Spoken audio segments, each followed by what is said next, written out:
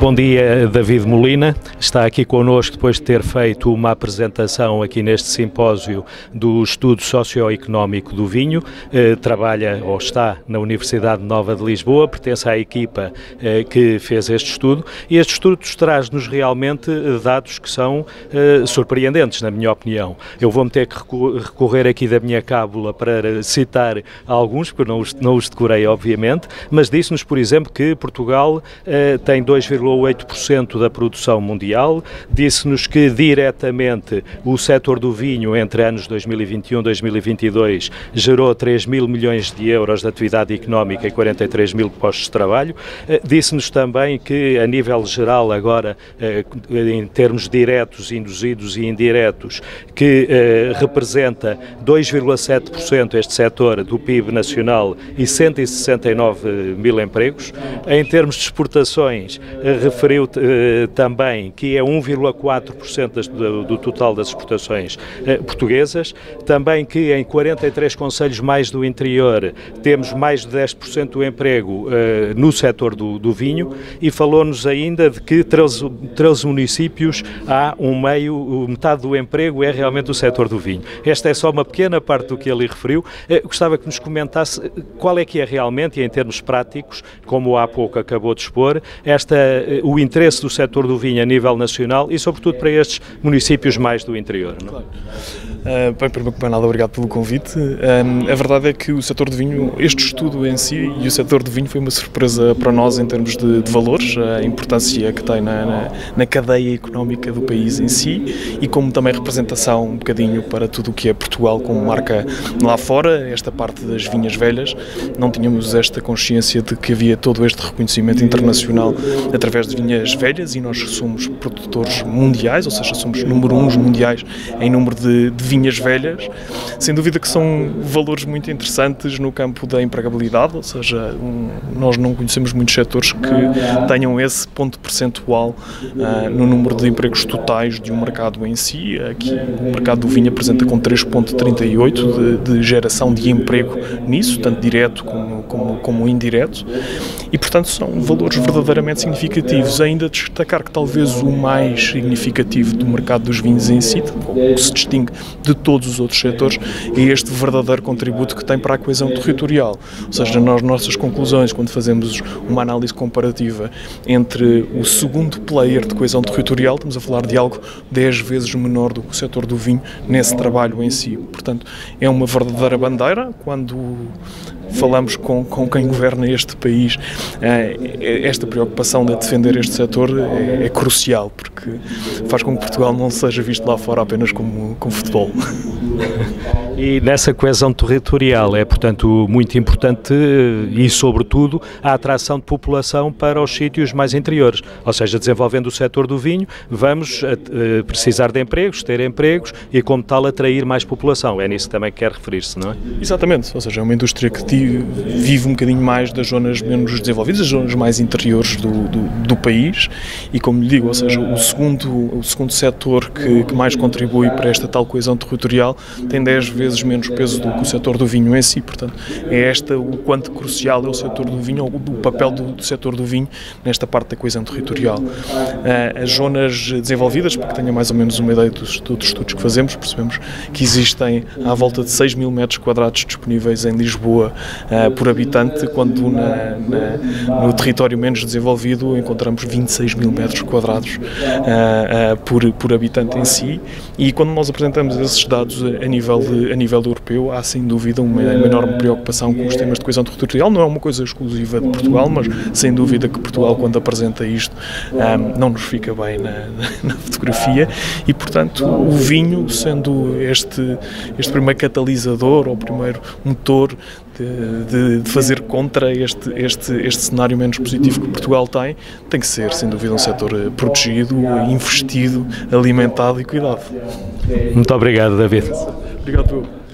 Rui Madeira, estamos hoje aqui na Feira Nacional da Agricultura, neste simpósio para a vitivinicultura, com a sua presença, que é presidente da direção da Vititejo, está nessa associação há mais de 20 anos, o mesmo número de anos a que está ligado à agricultura, porque não foi o início da sua vida. Estamos hoje aqui para falar sobre a adaptabilidade das castas às novas condições da região do Tejo, obviamente, e eu perguntava-lhe, nós todos sabemos que antigamente os vinhos eram feitos com as castas da nossa região, falamos de Trincadeira, Fernão Pires, Castelão, essencialmente. Hoje é hábito em quase todos os vinhos surgirem outras castas nacionais, mas também Chardonnay ou Syrah ou muitas outras castas estrangeiras. Isto tira, uns dizem que tira a identidade, que os vinhos assim não são verdadeiros. Qual é que é a sua opinião sobre isso? Muito obrigado, em primeiro lugar, em relação ao convite. Ora bom, os vinhos verdadeiros são todos, quer seja com as castas tradicionais de Ribatejo, do Tejo, agora a nova denominação, quer internacionais. O que acontece é que, pelas preferências dos consumidores e pela maior facilidade de venda nos mercados externos, tem ultimamente, nos últimos anos, sido dada alguma preferência às castas internacionais.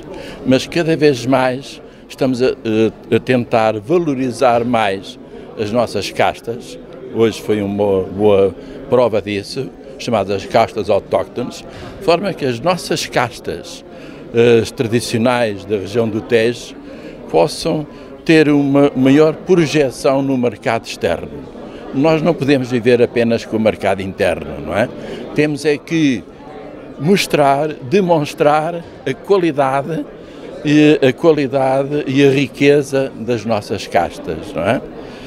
Portanto, não há castas verdadeiras e falsas, ambas são verdadeiras, não é? E no futuro estamos convictos que a predominância é de castas portuguesas autóctones, porque as castas estrangeiras têm a tendência a serem standards, uma standardização. Isto é, tanto são feitas por Portugal, como França, como Austrália, como Nova Zelândia. E, portanto, o que queremos cada vez mais é diferenciar pela qualidade os nossos vinhos com as novas castas. É o futuro. Portanto, o futuro com certeza que será então mais com as nossas castas tradicionais, é preciso que elas se imponham, digamos assim, no estrangeiro também, porque 43% dos nossos vinhos nacionais são exportados, portanto isso é necessário, e no momento é que, por uma questão também de preço e de implantação no exterior, é necessário ainda que tenhamos uma maior abrangência de castas, não é assim? É verdade, é verdade. E porque, de facto, o mercado, o consumidor ultimamente tem procurado mais as castas devido à projeção internacional que os vários países fazem. Mas a nossa projeção e do Tejo e da região do Tejo está cada vez a ser maior e, portanto, estamos convencidos, repito, que as nossas castas têm uma predominância no futuro. Portanto, é uma questão de implantação e de divulgação das castas. E de marketing. Da tal divulgação, exatamente. O que caracteriza exatamente um vinho estávamos aqui a falar nesta mistura de castas, o que caracteriza mais um vinho é a região, portanto, ou seja, o solo e o seu clima, ou é mais a casta? Portanto, o que é que pode determinar mais e perceber-se o que é o vinho de uma região? É um conjunto, aliás, foi o que hoje aqui discutimos muito, é não só a variedade, que é a casta, e depois dentro da casta ouvimos aqui falar que há vários clones, mas não é só a casta. Depois o solo, e iremos tratar em outras sessões a seguir as questões do solo, também é muito importante. E o clima. Portanto, lá ver, o produto vinho final resulta de um conjunto de fatores. É a casta, é o solo, é o clima e é quem o trabalha. Não é? Muito obrigado, Dr. Rui Madeira. Muito obrigado, eu. Margarida Oliveira é diretora da Escola Superior Agrária de Santarém e acaba de moderar aqui neste simpósio um painel sobre a viticultura de precisão. Ora, a viticultura de precisão é um nome que, para a maior parte dos nossos espectadores, pouco dirá. É capaz de dizer-me em poucas palavras e de uma maneira simples para que todos percebamos o que é a agricultura de precisão, ou mais especificamente a viticultura de precisão? Na realidade, trabalhar em agricultura de precisão é pretender ser mais sustentável, no fundo sermos o mais eficiente possível ao nível da utilização dos recursos naturais. Estamos a falar da água, energia, a aplicação de fertilizantes ou de fitofármacos, com o objetivo de garantir uma produção com a maior qualidade possível e, portanto, esse é o objetivo da viticultura de precisão e, portanto, hoje em dia é uma tendência natural para que todas as explorações sigam este percurso. E de acordo com o que ouvimos aqui hoje, parece que isso em termos de custos não será preocupante, ou seja, os benefícios mesmo económicos que vêm da aplicação dessa viticultura de precisão suplantarão facilmente em termos de qualidade, em termos de produção, as vantagens financeiras neste caso. Exato, é preciso desmistificar a questão da viticultura de precisão e em muitas sessões de demonstração tecnológica essa é a questão que é colocada, eu sou um produtor de pequena dimensão, as tecnologias de precisão não são para mim, isso não é verdade. Portanto, hoje em dia há a possibilidade de todos os produtores, empresários agrícolas utilizarem estas metodologias, seja através da aquisição dos equipamentos, em função da sua dimensão, ou através de prestadores de serviço. Portanto, hoje em dia a tecnologia já está em grande parte disseminada e portanto, o objetivo é que chegue a todos. Deixando agora esta questão da viticultura de precisão e falando um pouco da viticultura, mas ligada à Escola Superior Agrária, qual é o papel e qual é a importância que, como diretora da escola, vê na viticultura relativamente à universidade, neste caso à escola? Portanto, este setor da viticultura e enologia é uma área de aposta na nossa instituição, portanto, temos formação ao nível dos cursos técnicos superiores profissionais em viticultura e enologia. Na licenciatura é uma temática que é abordada em diversas unidades curriculares, portanto, temos especificamente a viticultura e a enologia, e inclusive ao nível dos cursos de mestrado. Nós somos um dos produtores do distrito de Santarém e do município de Santarém. Enquanto produtores, temos cerca de 12 hectares de vinha, valorizamos aquilo que são as castas da região. E quem passa pela escola vê a nossa coleção ampelográfica também e, portanto, somos uma das entidades que preserva aquilo que é o património cultural daqui do nosso território. Como disse muito bem, a escola tem um curso técnico superior profissional de viticultura e enologia, não justificaria já ser mesmo uma licenciatura? Nós não podemos canibalizar aquilo que são as nossas instituições congêneres, não é? E na realidade é claro que estamos numa região que é extremamente, em que o setor é extremamente relevante, mas neste momento não passa por, a nossa estratégia não passa por aí. Portanto, nós temos um curso de agronomia, onde é lecionado, temos um mestrado em engenharia agronómica e, portanto, neste momento formamos as pessoas em áreas mais abrangentes que lhes permitirá no futuro depois selecionarem as áreas de estudo e poderem seguir para um mestrado em viticultura e enologia, por exemplo. E esta questão da viticultura de precisão já faz parte das matérias lecionadas em alguns desses cursos? Essa é uma temática muito relevante. Hoje em dia as empresas estão cada vez mais à procura da inovação e na aposta das novas tecnologias e apesar das instituições de ensino superior apostarem na ciência e, portanto, estarmos todos a trabalhar e a investigar na área da precisão, é preciso adaptar os planos curriculares dos estudantes e, portanto, nós estamos nessa fase de adaptação, portanto, já nos capacitámos do ponto de vista tecnológico com uma série de equipamentos na área da precisão, com investimentos próximos de quase de 1 milhão de euros e neste momento estamos a fazer a readaptação curricular para a integração destas temáticas que são extremamente importantes para dar resposta àquilo que as empresas precisam. Muito obrigado, doutora Margarida de Oliveira. Professor Manuel Madeira, professor jubilado do Instituto Superior de Agronomia, pertenceu ao Conselho Científico desse mesmo instituto. Estamos aqui primeiro simpósio da viticultura da região do Tejo. Acabou de ter lugar o debate sobre a saúde dos solos. O Sr. Professor foi o moderador desse mesmo debate. Até agora, e durante a manhã, falou-se muito sobre a parte aérea das videiras, sobre a parte mais aérea da vinha. Agora estamos a falar, ou estivemos a falar, sobre a saúde dos solos. Nós temos por ideia, normalmente, falar em saúde para os humanos, para os animais, não propriamente tanto para as plantas, menos, se calhar, para as vinhas mais distantes das pessoas em geral. O que é exatamente a questão da saúde dos solos? A saúde do solo é algo complexo. Embora complexo, nós podemos reduzir ao seguinte: a saúde do solo é uma constante interação entre o que é fixo no solo, entre o que é mineral e entre o que é vivo.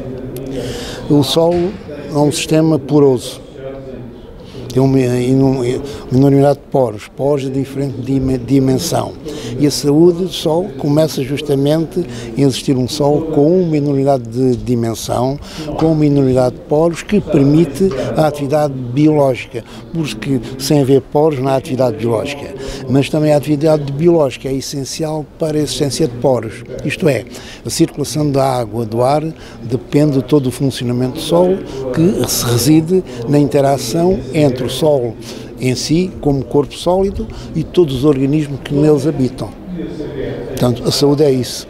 Quer dizer, os organismos do solo, se quisermos falar em saúde dos organismos do solo, podemos dizer que os organismos do solo constroem a sua funcionalidade justamente através da transformação de solo. E a transformação de solo, em termos físicos, determina a atividade dos organismos. Portanto, é um trade-off. É um trade-off entre as duas questões. Exatamente. Mas a saúde do solo, ao fim e ao cabo, no final, não é uma questão académica, pura e simplesmente. É uma questão essencialmente prática. Como é que os setores produtivos, em particular o setor vitivinícola, tira partido da saúde do solo. Como é que gera os seus solos, como é que os solos são geridos de forma a que produzam mais e melhor, que melhor resistam às alterações climáticas e que constituam um fator de sustentabilidade e principalmente de competitividade do setor vitivinícola. Então, como é que, assim, do ponto de vista muito prático e em 7 ou 8 palavras, nos poderá dizer que os agricultores, ou neste caso os viticultores, poderão contribuir para essa saúde dos solos das vinhas, neste caso? De uma forma simples, como foi dito já aqui, evitar a erosão, através da cobertura de solo. Com essa cobertura de solo promove-se a biodiversidade. E depois usar as máquinas consoante o estado do tempo.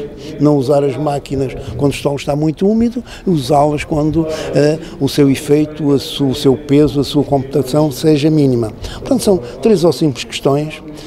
três questões simples que promove a questão do solo.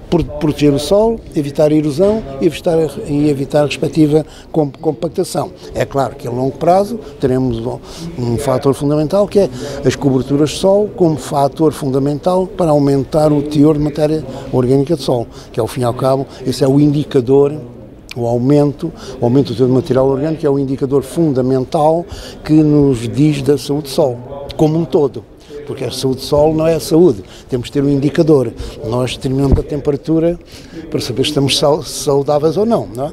Ora, no solo, esse termómetro poderá ser o teor de matéria orgânica, que esse é o fator fundamental para manter o solo saudável. Então, e a questão dos pesticidas, são assim tão diabólicos, são usados equilibradamente, poderão ser aceitáveis? Bom, os pesticidas, não estou totalmente dentro do assunto. É claro que os pesticidas em condições extremas são necessários, têm sido necessários, mas é claro que tudo isso depende da forma como os sistemas são geridos.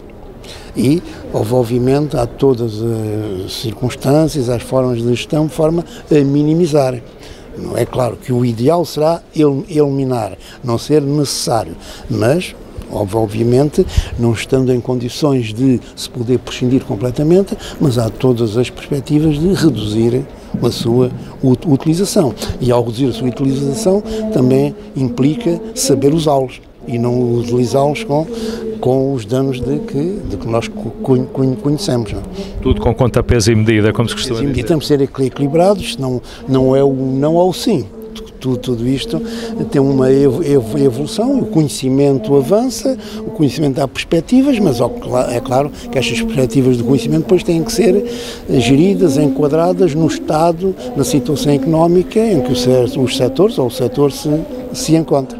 Não há ideais, portanto, também. Não há ideais, certamente. Exatamente. Muito obrigado, Sr. Muito obrigado. Luís de Castro é presidente, há não muito tempo, da Comissão Vitivinícola Regional do Tejo. Tem a seu cargo, no fim de contas, a promoção, a seu cargo, da CCVR Tejo, o da promoção dos vinhos do Tejo, quer internacionalmente, quer nacionalmente. Como é que vocês, na realidade, atuam nessa promoção? Nós, em primeiro lugar, nós somos mais responsáveis pelo controle e certificação da qualidade dos vinhos do Tejo, IG e IDO dentro da região. Mas em segundo lugar temos como missão ajudar os nossos produtores a vender mais e melhor, quer no território interno, quer externo. O que é que nós fazemos? Eu já não sou há muito pouco tempo, já começa a ser tempo a mais.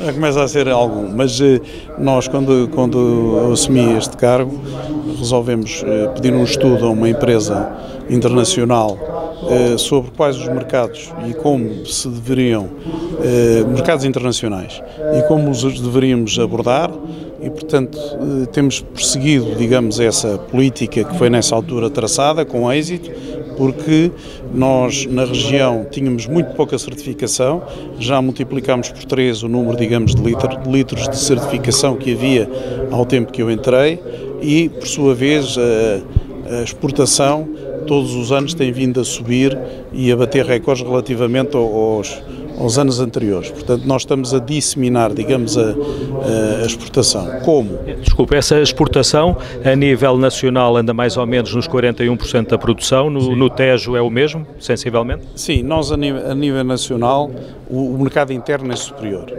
A nível nacional também, eu acho que os números que nós temos do INE não são totalmente fidedignos e, portanto, eu acho que a nível nacional nós devíamos ter um pouco mais de 1/3 de exportação e quase 2/3 de mercado interno.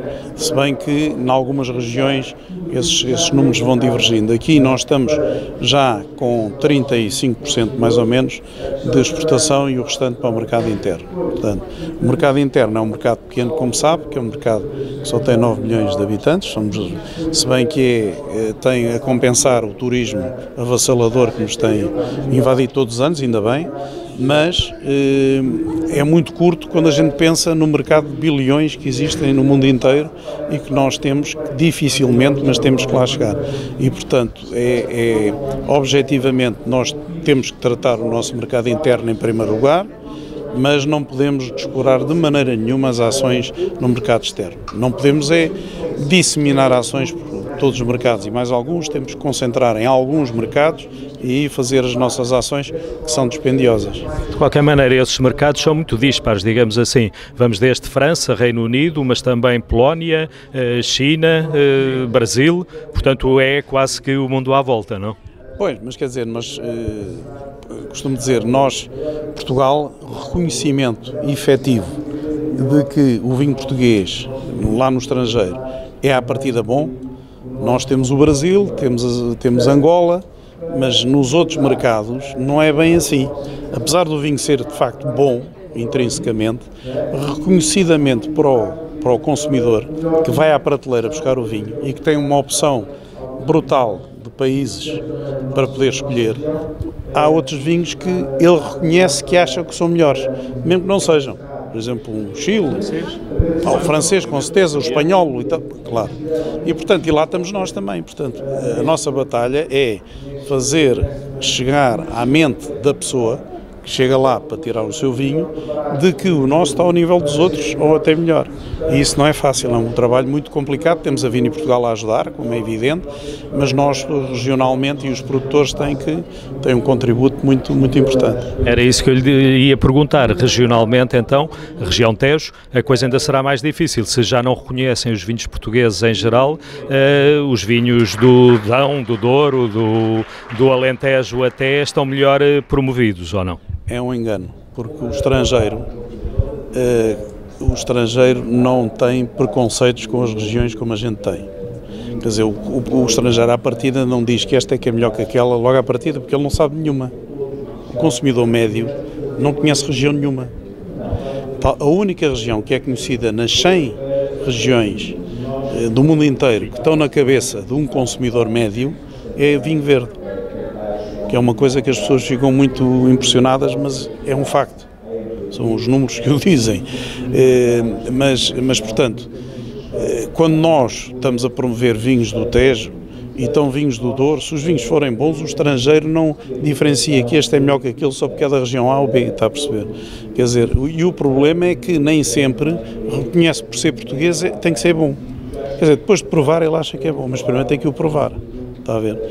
Portanto, o preço e a qualidade são muito importantes na mente de um consumidor que vai à prateleira de qualquer supermercado, seja onde for. Na Polónia o vinho português já é mais conhecido, digamos, do consumidor. Já é mais conhecido por causa do trabalho que a Biedronca fez desde que existe, e tem 3.500 supermercados e tem muito vinho português nas suas prateleiras. Simplesmente como é um grupo de supermercados, digamos, de preço baixo, o consumidor polaco associou ao vinho português um vinho de preço baixo. Mas é isso que se pretende em Portugal? É que sejamos conhecidos por um vinho corrente ou pelo menos de preço baixo? Não, é bom ser conhecido. Quer dizer, o problema é que nem sequer é conhecido. Mas quando existe, por exemplo, na Polónia, que já é reconhecido que Portugal é um país onde se produz vinho, o que há ali a fazer é promover, digamos, uma subida, que é isso que está a fazer a Vini Portugal e nós também, uma subida de escalão. E, portanto, devagarinho a gente chega lá. Agora, o vinho português na Polónia já é reconhecido pelo cidadão, que sabe que o vinho português existe e que, portanto, pode ser comprado e compram, portanto, nesses grupos de supermercado. Noutros países é mais difícil. Mas é reconhecido, ou começa a ser reconhecido, também pela qualidade e não só pelo preço baixo? Também pela qualidade. A Vini Portugal ainda agora fez um estudo que eu acho muito bem feito sobre a Polónia nesse mercado, propriamente. É um dos mercados, é o nosso primeiro mercado agora aqui para a região, é o maior mercado, e vendemos também para esse grupo, que a Biedronca é um grupo fantástico, mas para outros grupos também, mas também vendemos muito na chamada Oreca, para distribuidores que têm como prioridade a Oreca, e a Oreca na Polónia é de grande qualidade. Eles num espaço de 30 e tal anos, 40 anos, realmente deram um salto fantástico, muito grande, e realmente eles têm excelentes restaurantes, excelentes hotéis, têm tudo muito boa qualidade. Portugal está no seu caminho e está bem, eu acho que está nesse país propriamente estará bem. A Inglaterra é um país difícil, Portugal é reconhecido, mas não é difícil de se vender num mercado que é um mercado onde está o mundo inteiro a vender, e é o segundo, terceiro maior mercado importador de vinhos, com a Alemanha. Eles lutam entre o segundo e terceiro lugar. O primeiro é os Estados Unidos, que é um mercado caríssimo de promover, portanto difícil para nós enquanto região promover. A Vini Portugal está a fazer o seu trabalho e bem, mas nós no Brasil sim, é um mercado que para nós também é prioritário, e é o tal mercado que temos a facilidade do consumidor à partida reconhecer que o vinho português é um artigo de qualidade. Portanto, quando ele pede um português, porque sabe que é bom. Aí também pode escolher primeiro o Douro, porque conhece melhor o Douro, ou conhece melhor o Alentejo, ou conhece. Aí o consumidor brasileiro tem essa particularidade. Mas isso sucede aí, mas não sucede. Nos outros países não sucede, mas pronto. Portanto, não é a generalidade. De qualquer forma, hoje aqui neste simpósio acabámos de assistir a um debate sobre um painel sobre o enoturismo, que foi por si moderado. O enoturismo também na nossa região, eu não iria dizer, porque hoje seria a ser injusto, que é um parente pobre, mas pelo menos não terá eventualmente a divulgação, segundo alguns, ou a pujança que tem até já no Alentejo e em muitas outras zonas do país. Isto que eu acabei de dizer é uma ideia feita ou é realidade? Não, eu disse ali uma coisa que me foi dita até pelo Presidente do Turismo Alentejo Ribatejo e pelo Dr. António Lacerda. Realmente nesta região, os produtores tradicionais, as casas tradicionais desta região, as casas que têm 200, 300 anos, 400, etc., não tiveram até hoje necessidade de desenvolver muito essa atividade porque economicamente são saudáveis sem a ter. Enquanto que noutras regiões essa atividade foi mais fundamental para a saúde, digamos, financeira do produtor, digamos assim. Mas é evidente que é uma atividade que é muito lucrativa, que é uma atividade que dá maior notoriedade à marca e ao produtor e também dá uma grande notoriedade à região, porque como sabe, não há nada melhor do que a boa publicidade boca a boca e uma pessoa, um visitante que vai visitar o produtor A ou B, é bem recebido, fala com o enólogo, almoçou lá, gostou do vinho, quando chega ao país dele, ou mesmo cá dentro, que seja um turista português, ele vai dizer, foi ali, aquele vinho é bestial, provei aquilo com não sei o quê, deves lá ir. Portanto, esta publicidade faz e é muito boa e depois há muitas vendas que são feitas à porta a um preço que é muito mais interessante para o produtor e que a pessoa está disposta a pagar. E, portanto, eu acho que esta região tem tudo a ganhar com o aumento desta atividade e eu não tenho dúvida que ela vai acontecer, porque nós estamos a meia hora de Lisboa.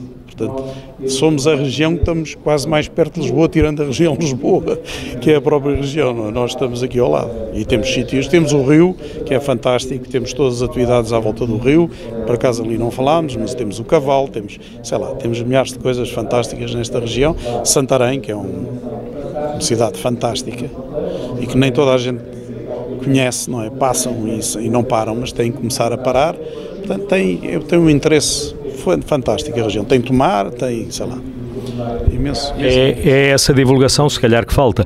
Por exemplo, quando se fala de Tomar, é claro que toda a gente conhece o Convento de Cristo, há outras regiões que têm, aqui em Santarém também toda a gente vem pela Igreja do Milagre, toda a gente não, sobretudo os japoneses, mas no geral... Não almoçam. Vão lá e vão almoçar a Fátima. Já reparou nisso? Exatamente. Isso é que tem que parar, porque o turista que vem e vai embora, ele tem que conhecer a gastronomia. Isso é muito melhor para a cidade em si, não é? Se ele ficar... Não há muitas unidades hoteleiras, como sabe. O aumento das unidades hoteleiras, não só nos polos principais, como também junto de produtores, é fundamental para que as pessoas venham mais e fixem-se. Estejam, em vez de ida e volta, vejam um dia, 2 dias ou 3 dias e gozem, digamos, a região. Isso é fundamental. Portanto, as coisas estão iniciadas, mas há muito trabalho a fazer ainda no campo, também do enoturismo. A gente há excelentes bons exemplos e cada vez vai haver mais. Isso não tenho dúvidas nenhumas.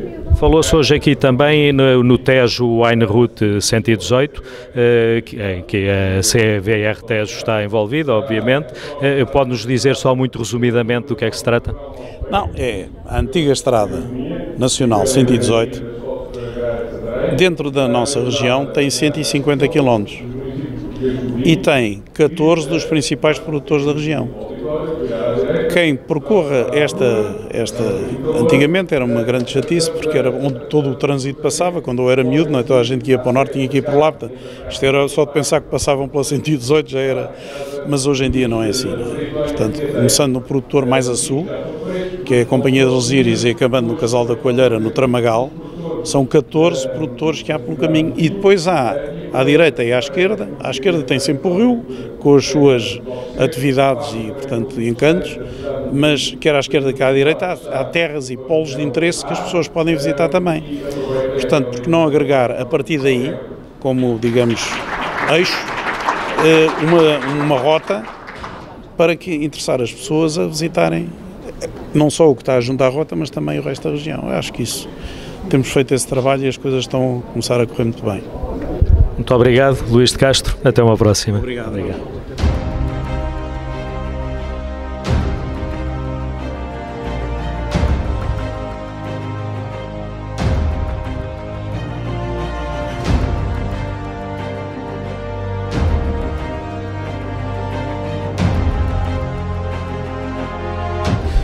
Estamos aqui com o vereador Nuno Russo, da Câmara Municipal de Santarém, no fim mesmo deste dia longo, que foi o primeiro, longo mas produtivo, que foi o primeiro simpósio da viticultura da região Tejo. Estamos agora na fase da prova de vinhos, mas estamos em Portugal também e vivemos num país em que o setor vitivinícola representa bastante. Estamos a falar de 2,7%, números 2021-2022, 2,7% do PIB, 170, quase 170 mil, diretamente 170 mil empregados. Estamos a falar de 1,4% das exportações. Isto são números, como disse, nacionais. Aqui na nossa região Tejo, como é que estas questões se põem? É também muito importante, obviamente, pela região que é o setor do vinho em geral, não é?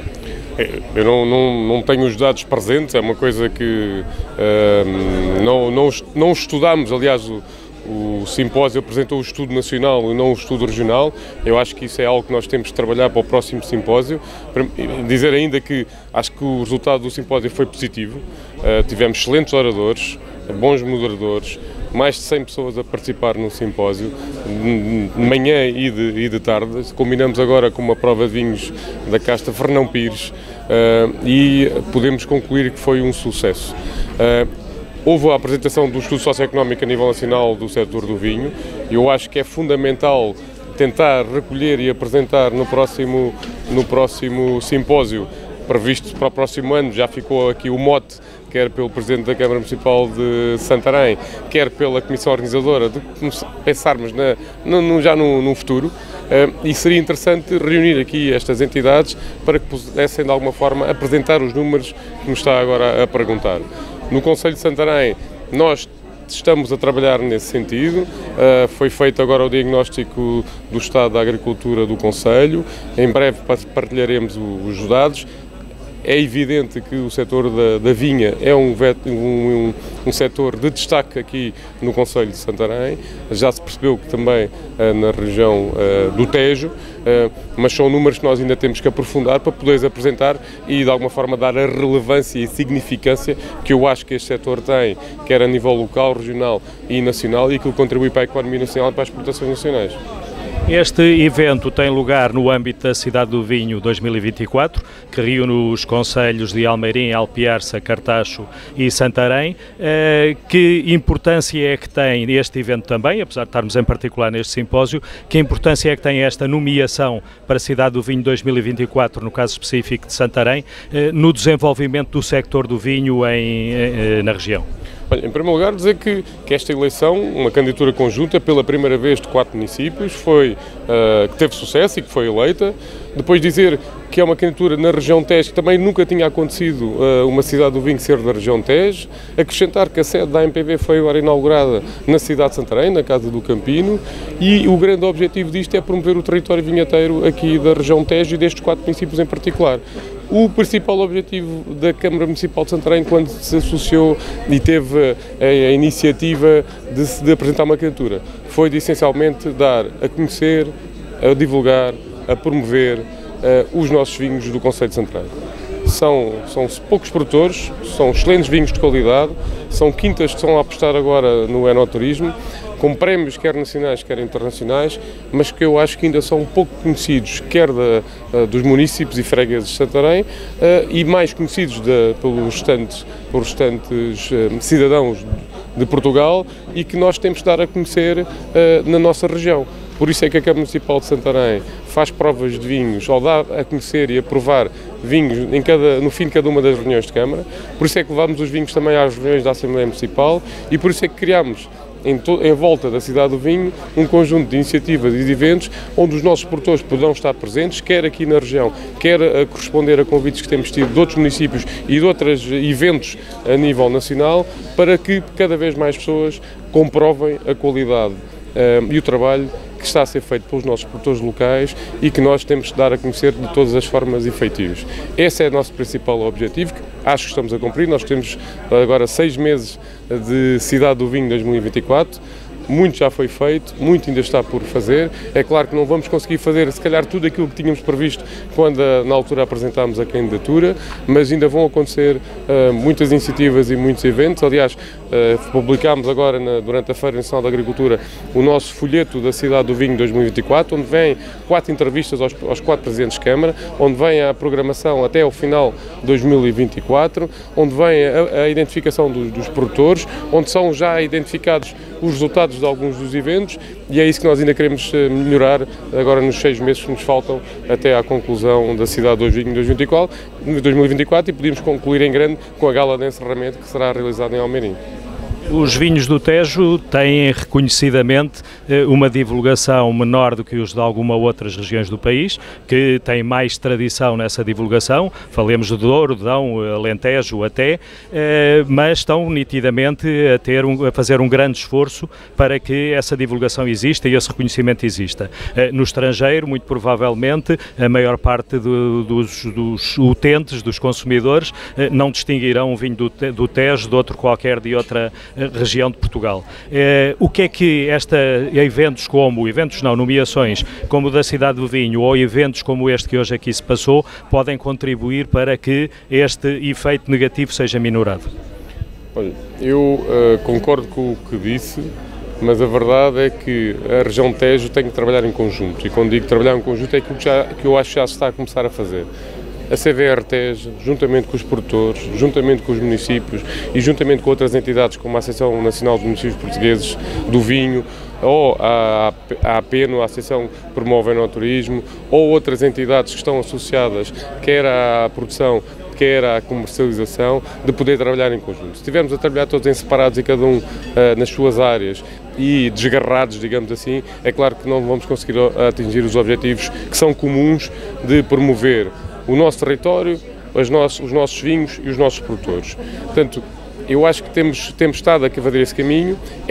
Eu julgo que há pouco no simpósio foram dadas algumas pistas sobre o trabalho que está a ser desenvolvido por algumas das quintas a nível do enoturismo. Há aqui um trabalho que eu acho que a CVR Tejo está a fazer ao nível da internacionalização desses mesmos produtores, e os municípios têm a acompanhar, a apoiar que os vinhos possam concorrer a concursos nacionais e internacionais, pagando as inscrições nesses concursos, possam de alguma forma envolver os produtores em tudo o que são eventos aqui nacionais, mas realizados em Santarém, como é a Feira Nacional da Agricultura, onde temos um stand da Cidade do Vinho 2024 e convidamos os produtores a estar lá presentes a mostrar os vinhos, mas também aqui no stand dos territórios vinhateiros da Associação Portuguesa dos Municípios do Vinho, e o que eu tenho visto é que eles estão sempre, correspondem sempre aos nossos desafios, aos nossos pedidos de participação e de colaboração, e desta forma, com um número alargado, quer de visitantes, quer de novos consumidores, conseguimos alterar esse conhecimento ou essa consciência que existe não só dos vinhos do Tejo e dos vinhos de Santarém, e que isso possa depois rapidamente passar para o estrangeiro, mas aí tem que ser ações concertadas, lideradas, neste caso pela CVR Tejo, que eles têm no feito e que certamente vão continuar a fazer no futuro, aprimorando mercados que efetivamente possam reconhecer a mais-valia e a qualidade dos vinhos do Tejo. Já falou aqui diversas vezes no enoturismo, aliás foi um dos temas também, um dos painéis que hoje tivemos foi sobre isso. Ainda há muito a fazer no enoturismo na região do Tejo, com certeza. A Câmara de Santarém, em particular, tem no turismo em geral e também no enoturismo feito algum esforço, ou bastante esforço, para que ele se desenvolva. O que é que lhe parece que na região Tejo e em particular no Concelho de Santarém há ainda a fazer nos próximos tempos a curto prazo? Primeiro, eu acho que nestas coisas temos que olhar para os bons exemplos e para as boas práticas.